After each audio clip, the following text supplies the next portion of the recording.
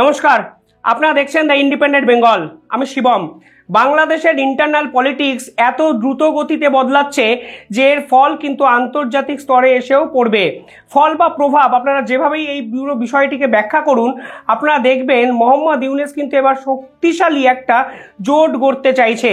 তার লড়াইটা কার বিরুদ্ধে, তিনি কি চাইছেন, তার দূরদর্শিতা কিংবা তার মানসিকতা এখন কোন দিকে ধাবিত হচ্ছে, এরকম অসংখ্য প্রশ্ন কিন্তু তার বহু পদক্ষেপের ফলে উঠতে শুরু করেছে। দুদিন আগে শেখ হাসিনার একটি ফোন কল ভাইরাল হয়েছিল। আওয়ামী লীগের ফেসবুক পোস্ট থেকে এই ফোন কল যখন শেয়ার করা হয় তখন কিন্তু নিঃসন্দেহে মোহাম্মদ ইউনূস বিপাকে পড়েন।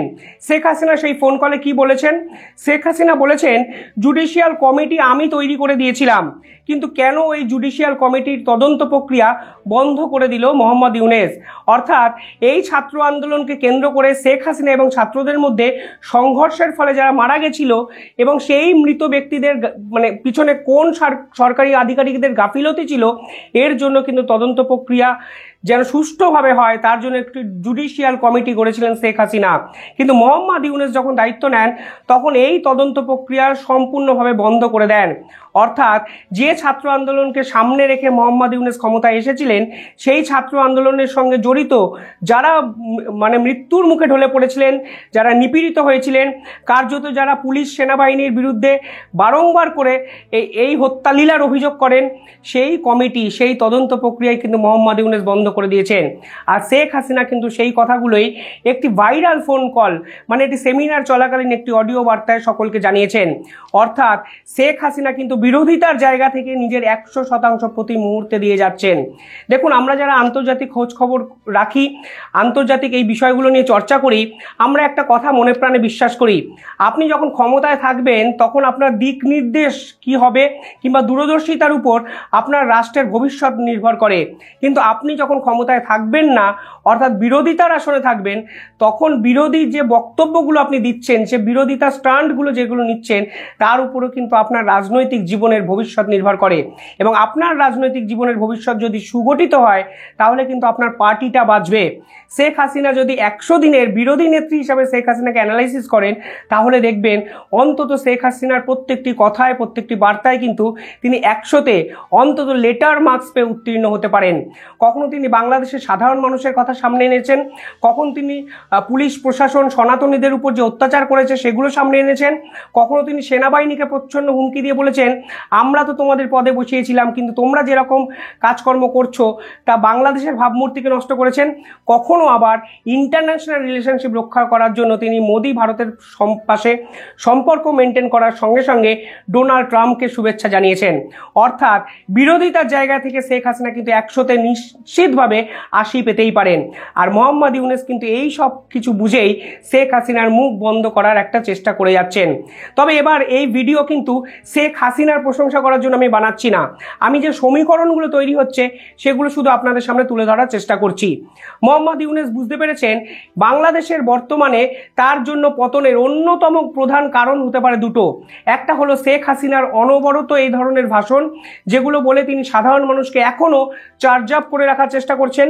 তিনি আওয়ামী লীগকে ব্যান করতে চেয়েও ব্যান করতে পারেননি, কারণ শেখ হাসিনার লোয়ার লেভেল যে কর্মীরা আছে তারা ঘরে বসে এখনো কিন্তু প্রবল ক্ষোভ নিয়ে তারা কিন্তু রাস্তায় না নামলেও তারা কিন্তু ইউনূস সরকারের বিরুদ্ধে তীব্র বিরোধী একটা মানসিকতা এখনো পোষণ করেছেন। পাশাপাশি সংখ্যালঘু সনাতনী ইস্যুটা নিয়ে মোহাম্মদ ইউনূস সম্পূর্ণভাবে ঘেঁটে ফেলেছেন। মোহাম্মদ ইউনূসের থ্রেট কিন্তু এই একটা। দ্বিতীয় থ্রেট নিঃসন্দেহে সেনাপ্রধান। সেই সেনাপ্রধান যিনি বিভিন্ন রাজনৈতিক দলকে সঙ্গে নিয়ে মোহাম্মদ ইউনূসকে ক্ষমতায় বসিয়েছিলেন, এবার এই সেনাপ্রধান এখন চাইছেন মোহাম্মদ ইউনূসের ধারাবাহিক ব্যর্থতার দায় তার উপরে যেন না এসে পড়ে। তাই সরকার যেন পরিবর্তন হয়, নির্বাচন হয়, যে কোনো রাজনৈতিক দল যেন দায়িত্ব নেয়। অন্তত আইন শৃঙ্খলার কাছে সেনাবাহিনী আর কাজ করবে না, অন্তত মোহাম্মদ ইউনূসকে প্রোটেক্ট করতে সেনাবাহিনী আর লড়বে না, তা কিন্তু মোহাম্মদ ইউনূস বুঝে গেছেন।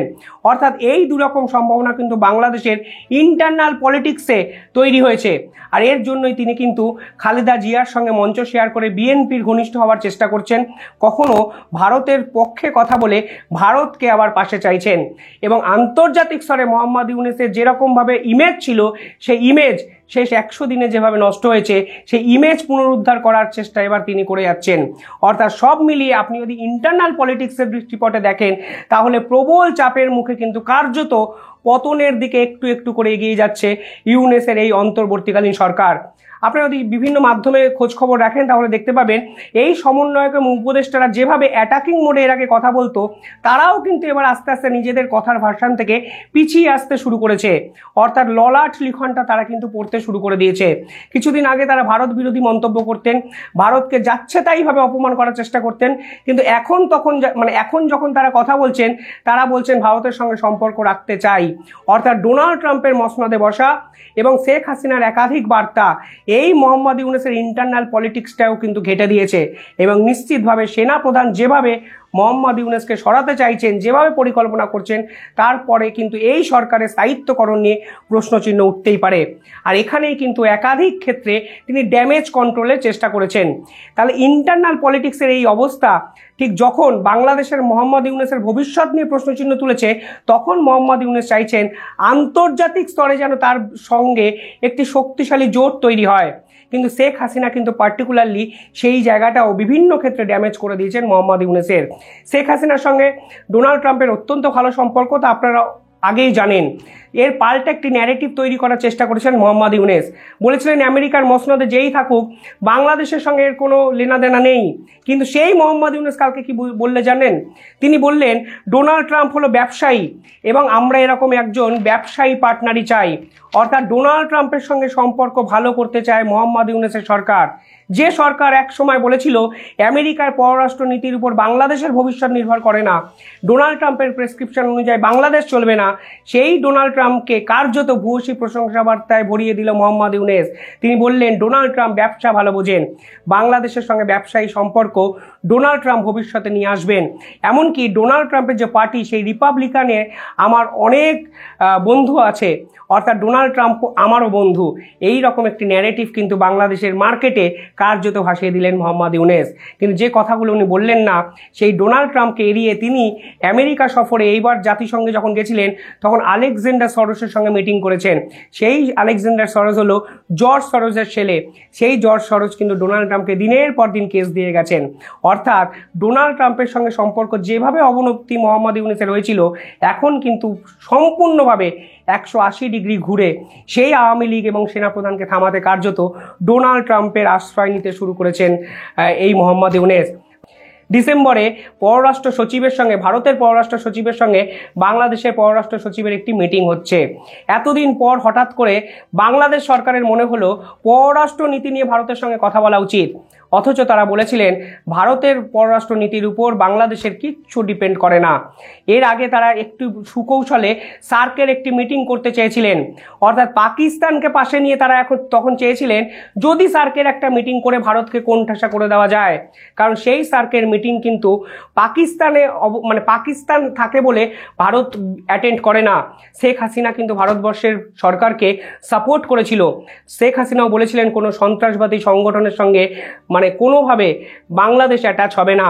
সেই সার্কের সঙ্গে মিটিং করতে চেয়েছিলেন মোহাম্মদ ইউনূস, যদিও জয়শঙ্কর এবং নরেন্দ্র মোদী কার্যত পাত্তাই দেয়নি। কিন্তু পরবর্তীকালে দেখা গেল তারা নিজেরাই এবার ভারতবর্ষের সঙ্গে পররাষ্ট্র নীতি নিয়ে মিটিং করতে চাইছেন।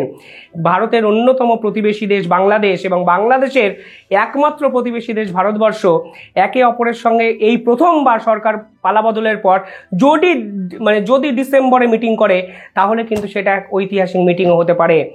প্রশ্নটা এখানেই যে ভারত বিরোধিতা করে আপনারা ক্ষমতায় এসছেন, হঠাৎ করে ভারতবর্ষের সরকারের সঙ্গে কেন মিটিং করতে হচ্ছে, সেই প্রশ্ন কিন্তু থেকে গেল।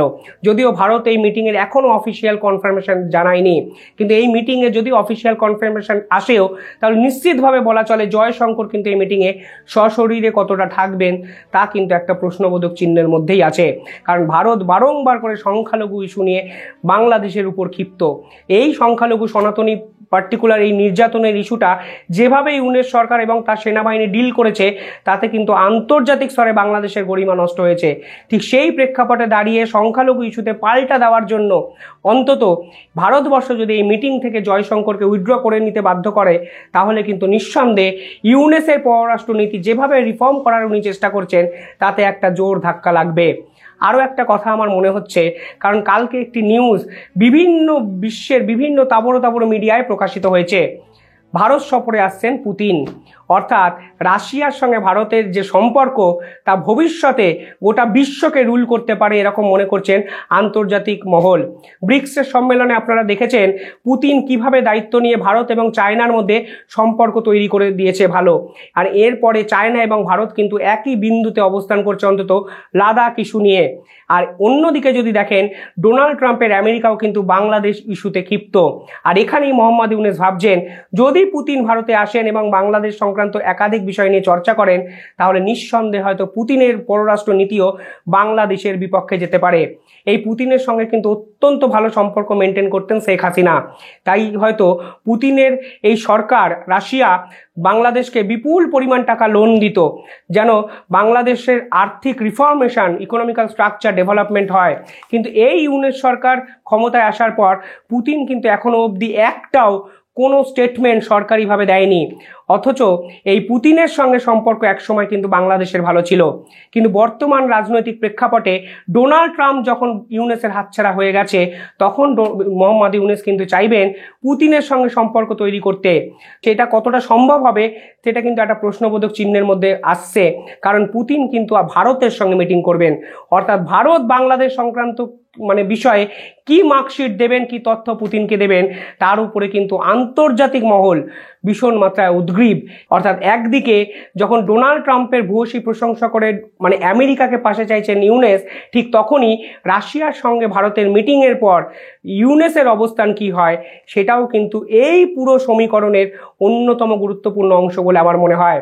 তবে একদিকে রাশিয়া, ভারত এবং আমেরিকা, অন্যদিকে ইউনূসের বিরুদ্ধে লড়ছেন তার নিজের দেশেরই শেখ হাসিনা এবং সেনাপ্রধান, আর মাঝখানে অসহায় একা হয়ে নিজের গদি, নিজের সিট, নিজের পতন রক্ষা করার জন্য লড়ে যাচ্ছেন মোহাম্মদ ইউনূস। প্রশ্নটা এখানেই, তাহলে ভারতের প্রশংসা করে এবার কি ভারত এবং রাশিয়া একই সূত্রে বেঁধে কার্যত মোহাম্মদ ইউনূস চাইছেন এদের সঙ্গে একটা বন্ধুত্বপূর্ণ সম্পর্ক তৈরি করতে? কারণ ডোনাল্ড ট্রাম্পের আমেরিকার সঙ্গে আর সম্পর্ক ভালো করা সম্ভব নয় মোহাম্মদ ইউনূসের। তাই রাশিয়ার সঙ্গে পরিবর্তিত সমীকরণ অনুযায়ী রাশিয়ার সঙ্গে সম্পর্ক তখনই ভালো হতে পারে বাংলাদেশের যখন তারা ভারতের সঙ্গে ভালো সম্পর্ক করবেন। আর তখনই কিন্তু আদানির ভূয়সী প্রশংসা, একাধিক ক্ষেত্রে ভারতের ভূয়সী প্রশংসা এবং ভারত সরকারের সঙ্গে মিটিং করার একটা চেষ্টা, সব মিলিয়ে রাশিয়া, ভারত এবং বাংলাদেশের ইউনূস সরকার যদি একই বিন্দুতে আসে তাহলে বিপক্ষে কিন্তু যে সেনাপ্রধান আছে তাদেরকে রোধ করা যেতে পারে। অর্থাৎ আন্তর্জাতিক মহাজোট যে এই জিও পলিটিক্যাল সার্ফেসে আগামী 2 মাসের মধ্যে হতে চলেছে তা নিশ্চিতভাবেই বলা চলে। তবে সব মিলিয়ে আরও একটা কথা বলে এই প্রতিবেদন শেষ করি। শেখ হাসিনা যে দুরন্ত লড়াইটা করছেন এবং শেখ হাসিনাকে যেভাবে ভারত সাপোর্ট করছে, দিনের পর দিন সমর্থন করছে, এবং আন্তর্জাতিক স্তরে শেখ হাসিনা যেভাবে মোহাম্মদ ইউনূসকে কার্যত উলঙ্গ করে দিচ্ছেন, সেখানে শেখ হাসিনাকে টপকে মোহাম্মদ ইউনূসকে ভারত সাহায্য করবে এই সম্ভাবনা কিন্তু একদমই নেই এবং আপনারা স্বপ্নেতেও ভাববেন না। আর পুতিনের সঙ্গে মোদির মিটিংয়ে নিশ্চিতভাবে বাংলাদেশ প্রসঙ্গ আসবে, সংখ্যালঘু প্রসঙ্গ আসবে এবং মোহাম্মদ ইউনূসের ব্যর্থতার কথা আসবে। আর এই ব্যর্থ মোহাম্মদ ইউনূসের পিছনে এখন শুধুমাত্র শেখ হাসিনা নেই, তার পিছনে কিন্তু রাশিয়া, ভারত, চীন, আমেরিকার পাশে সেনাপ্রধানও আছে। আর সেনাপ্রধানকে থামানোর অঙ্ক মোহাম্মদ ইউনূস যেভাবে করছেন তাতে খুব বেশি সফল হবে বলেও আমি অন্তত বিশ্বাস করছি না। আপনারা কি ভাবছেন কমেন্টে জানাবেন। ধন্যবাদ।